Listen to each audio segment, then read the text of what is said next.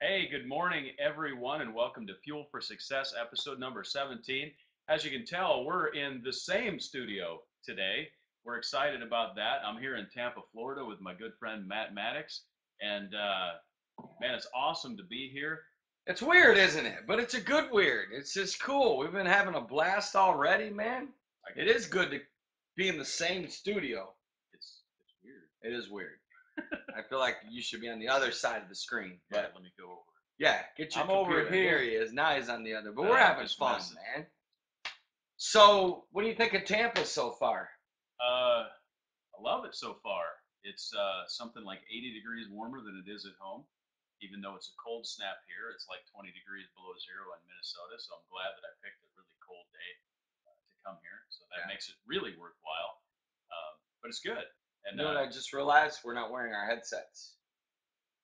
Hope you guys can hear us. Can they hear us? I'm sure they can. But anyways, Mike, yeah, I mean it is warmer for sure. Hopefully it is. We did have a little cold front come through, but it'll definitely warm up today, so it's going to be beautiful and good. got an exciting weekend ahead of us, man. How you feeling? I'm feeling good. I'm excited. We've got, of course, our launch of 2014 Mission 25 right here in Tampa starting tomorrow night, which is, man, we've been looking forward to this and planning for this for a long time.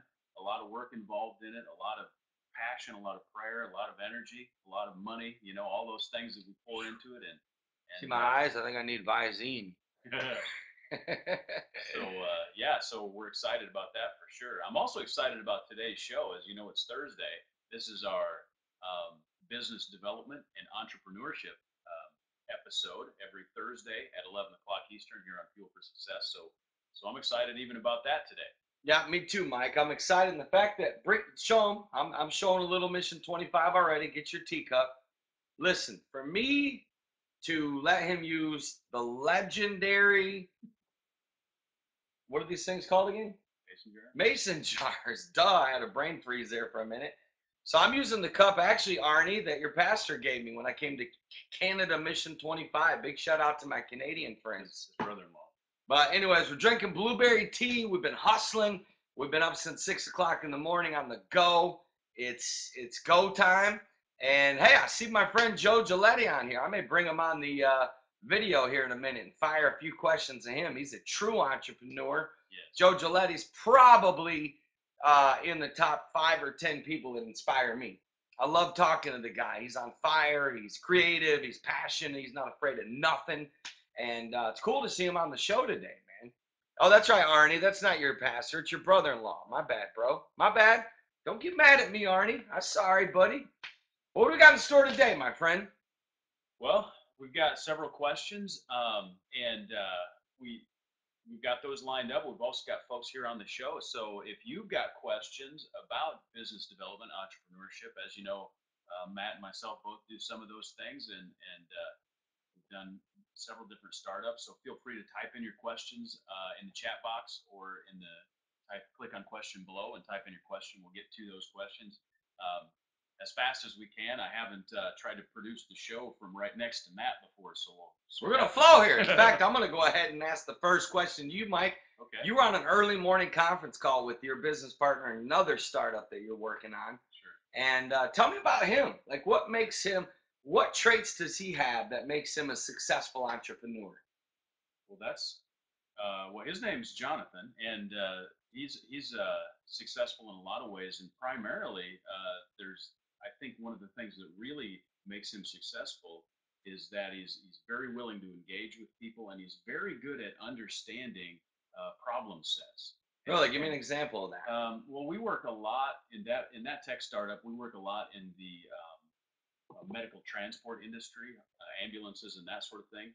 And he takes the time to learn the subject matter. In other words, he learns about the business problems that are faced by ambulance company owners, by ambulance drivers, by logistics support people that also do. So he knows what he's doing. In other words, he's excelled in that field that you guys are operating. Yeah, exactly. He's taking the time to learn the business problems, and so if you're not solving problems, it's hard to run a business if you're not solving a problem. So you most businesses really what they do is they identify a problem, they craft a solution, and then offer that solution. And that's when you're solving a problem for someone, they're willing to pay you.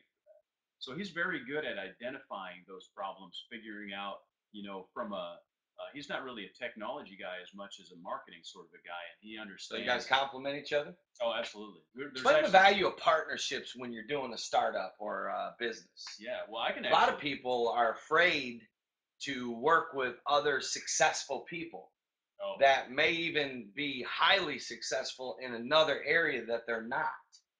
that Explain the value of that in your opinion. I think that would be a critical mistake. Let me just go back to the example of Jonathan, because in our partnership, there's actually three of us. There's a three-way partnership. I'm a software technology kind of guy. Jonathan is a marketing guy, and then our third partner Ben is very hardware and architecture oriented. And those three skill sets, there's a lot of overlap, but at the same time, there's a lot of supporting one another. So I wouldn't where have known that you would have been the technical guy. right. Um, well, Ben's also very technical, but I'm more on a hardware standpoint. I'm more of a software sort of technologist. But those roles complement one another, and I think that one of the things that I really think is important in any startup, in any business endeavor, or even really in a ministry like we're doing with Mission 25, is that you can't let your ego get in the way of being successful. Right. In other words, I know a lot about marketing and I know a lot about hardware, but I don't know as much about marketing as Jonathan, and I don't know as much about hardware as Ben.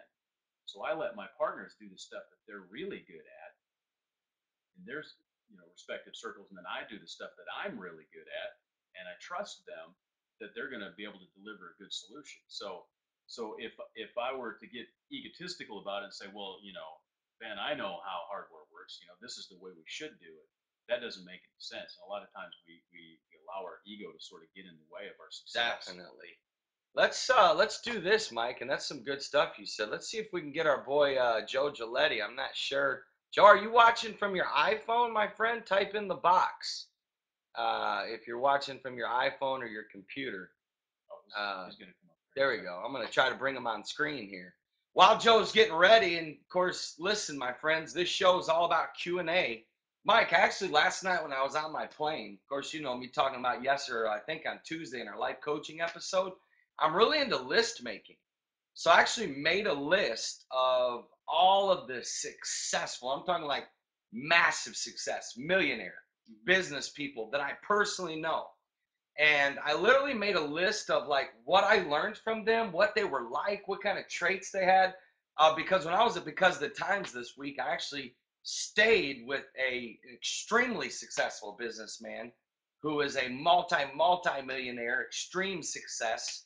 And I was privileged to spend 4 hours with him Monday night, literally picking his brain. Nice. And I think and he shared some very valuable things. Then the next morning, another very successful businessman who's also a multimillionaire. I spent some time with him. I grew up with he and his wife impacted my life when I was 16. And you know what I'm learning, Mike? There's an energy these people carry. There's a confidence. Mm-hmm. There's a they have big vision. And like when I asked Kevin, case in point, Wednesday morning, I said, Kevin, what's been the key to success in your business? He said, get up, drink your coffee, and go. And you know something? Just his whole energy of sharing that. And he said, I'm not even kidding you. He said, I get up, I drink my coffee, and I go.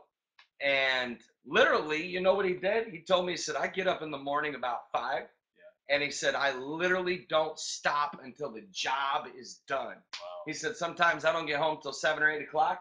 And he said, now listen, he said, I don't even eat lunch. That's how focused I am. He said, when guys ride with me, I tell them, you better pack your lunch or an energy bar because I ain't got time to stop for lunch. Wow. Now, he just bought a brand new bus for, you know what he did? Let me tell you what's cool about this. He was going somewhere and he passed through Iowa. Okay. And he stopped by a church, random church, small church, and he walked up to the pastor and said, you know what? I really admire your guys' sincerity. And he bought him a brand new bus and a brand new PA system. Just Wow. totally shocked him. Imagine that. You're a small church, and all of a sudden the stranger walks in and says, hey, he literally bought him a brand new bus. And he told me, he said, look, the keys to my success were giving, putting God first, and having an insane work ethic. Yeah. And really, Mike, it does boil down to work ethic. It does boil down to hustle. Boils down to sacrifice. You know, he told me, he said, you know, I wasn't taking a bunch of vacations. You know, Mark Cuban, when he built his business, became a billionaire, he went 7 years without a vacation. 7 years. I don't know too many people that can make that kind of commitment. Yeah. But it's like the old saying, they want his success, but they won't carry his cross. They won't pay the price he's paid. So I think that's very important, don't you? I do. I understand that. I want to stop by and buy somebody a bus. That's one of my goals now. That would be awesome. Buy somebody a bus. Well, man, it looks like my boy Joe Giglietti. You guys need to meet Joe Giglietti. He's an inspiring person. Looks like there he is. Joe, what's going on, man? Matt, hey. Mike, what's up? Hey, good to see you, Joe. Good to see you, old friend. Hey, here's a true entrepreneur right here on the screen. I know him. I talk to him all the time. I've known you many years, Joe. You've always inspired me. I've always admired you and respected you. You're a family man, very committed marriage, awesome kids, built in an amazing ministry called the 99, which was a startup ministry that was completely out of the box. Nobody has ever done anything like it. And yet you're also an entrepreneur in real estate and development. And just Joe, in your opinion, what's the key to success to being a successful entrepreneur? What are some things that you've learned, my friend? You know, all the, big picture and visionary stuff comes natural for a lot of entrepreneurs, but I think the challenge for a lot of entrepreneurs is to get where the rubber meets the road in the marketing and really making a decision who we're going to serve. That's been one of my challenges. So as a marketer, you want to select a single target market. And it's so hard because a lot of times businesses want to do everything for everybody. When you ask them who their customer is, they say everyone. And a lot of times that's a recipe for success because you can't speak to everyone in a way that resonates with them in your marketing. And so for me, it's been where the rubber meets the road, really making a decision. This is who I'm going to serve first. It doesn't mean you can't serve everybody, but getting that marketing so clear so that just like when you talk about the ministry aspect, students, for me on a business aspect, a lot of times I was just trying to find real estate deals. But now that I've started to focus on just apartments for wealthy, busy professionals and retirees, that clear market makes it very easy to communicate to them in a way that resonates and makes them want to do business with you.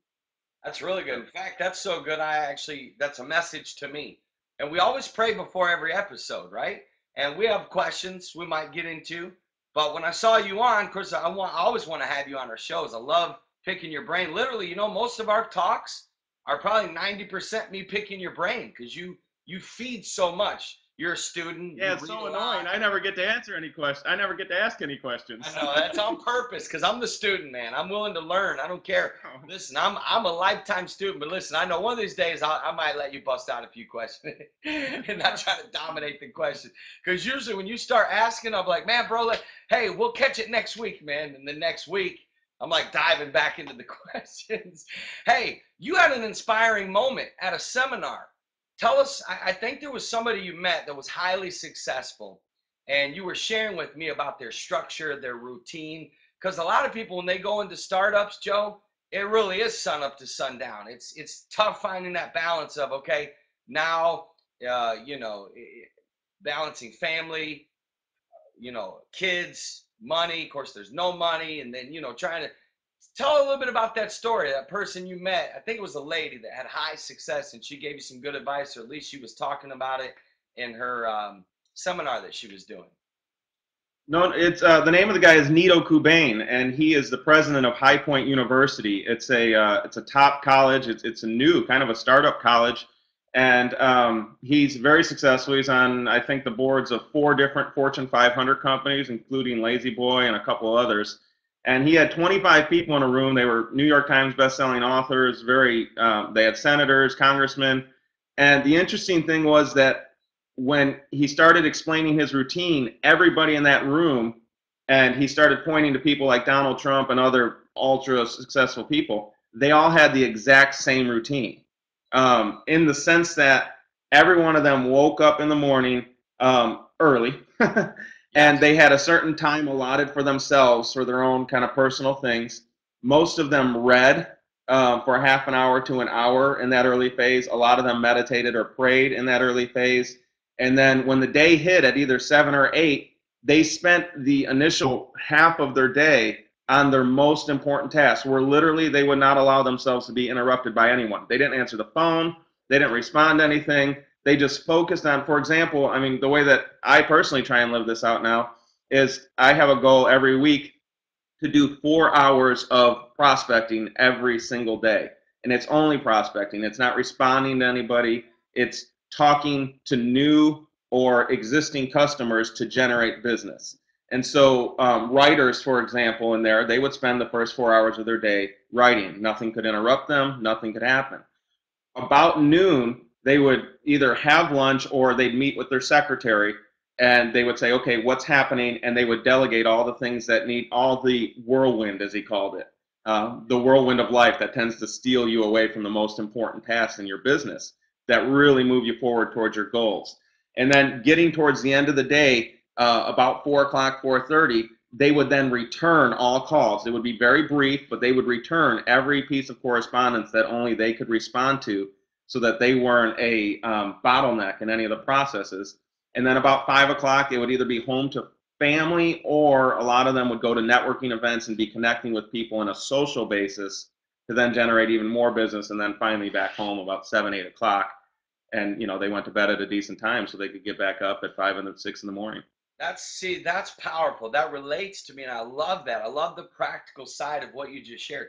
Just so the viewers can, I want to recap it real quick. So you're saying this was a study of what? The most successful people? Is that what he was sharing?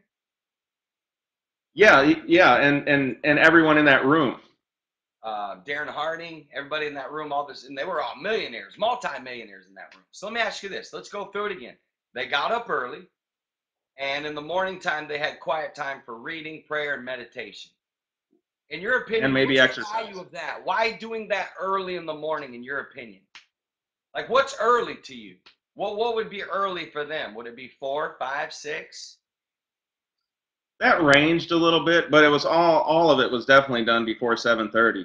7:30 to 8 was either you're traveling to work or you're at work. And then what? So then So then they designated 4 hours for their what? Their best time, their execute time.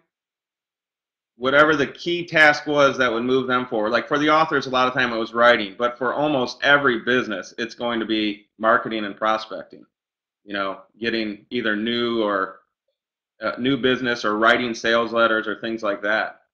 Phone calls, talking to people who are actually going to pay money for whatever your service is, instead of like goofing off with, organizing your desk or fixing your file drawer or something. And you know what? Listen, that is the difference between the successful and the unsuccessful. Usually this, and I can tell you this, from the highly successful business people that I know, they're fierce about execution. They don't waste time. They don't do a lot of busy work. They don't do fluff work. They don't do fake work. They're fierce about execution. So I love that. Now imagine this, because Joe, though, there's a lot of pastors that watch our episodes. Imagine if home missionaries would take on that same mentality of marketing and prospecting. I'll give you an example. I talked to a guy who pastored a church of about 20, and he had 2 services on Sunday, right? And I said, well, how many come to your Sunday night service? He said, well, only about 5 to 10. I said, listen, man, do away with that Sunday night service. Go from 5 p.m. till 9 p.m., about the time that you would give to a Sunday night service from prep to ending, right? From the, we go to church, and then by the time we get done talking to everybody and go eat. I said, if you and your wife would literally go from 5 to 9 every Sunday night and just go meet people in your community, act like you're running for mayor, listen, you would have more growth. Put all of your energy into that Sunday morning service, building that, than giving away those 4 hours preaching to 5 or 10 people on a Sunday night. You know what I'm saying? So those are the little Not things. only that, but what if instead of like not only go to do that, but start, and I know you preach this, Matt, but start by serving? What if instead of going out there and say, hey, do you want to come to church? What if he went out, knocked on doors and said, hi, my name is Pastor so-and-so from XYZ Church, and I just wanted to know, what's going wrong in this community? What's happening, and is there anything we can do to help you? And just stop right there and see what the audience, what the market is saying. If they're saying, man, there's so much violence on these streets and so much stuff going on, and he just asks more questions, then he says, well, do you think you could help us, introduce us to some more people who are doing stuff like that, who are trying to change this or are impacted by this? And they said, oh yeah, so-and-so down the road. His network of people who know him and are connected to him and believe in his vision would just multiply. Explode. 5 to 10 people. He'd have 5 to 10 people that night that would be saying, hey, we need to do something about violence. And once he starts serving the community, you know, people don't care how much you know. They want to know how much you care, and that's what's going to show it. Or my name is Joe Giglietti, and I'm a psycho. I'm passionate. Dude, you fire me up. Like, now I'm not going to sleep. I don't sleep now as it is, hardly. But after this episode, these little things you're sharing are golden, man. You're right. You're right. Go serve. Use that time. I said, look, bro, if you went and connected with 5 people a week, doesn't sound like a lot. That's 20 new people at the end of the month. Real connection. Of course, obviously in 4 hours, you can connect with a whole lot more, especially with your aim of serving. And I totally believe in that.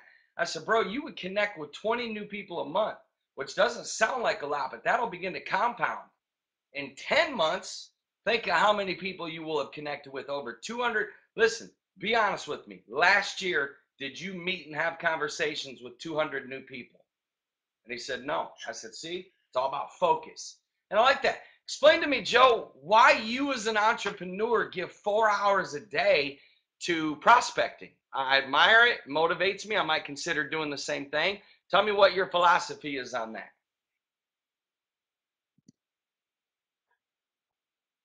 We lose you? Uh-oh. That means we lost, doesn't it? I don't know.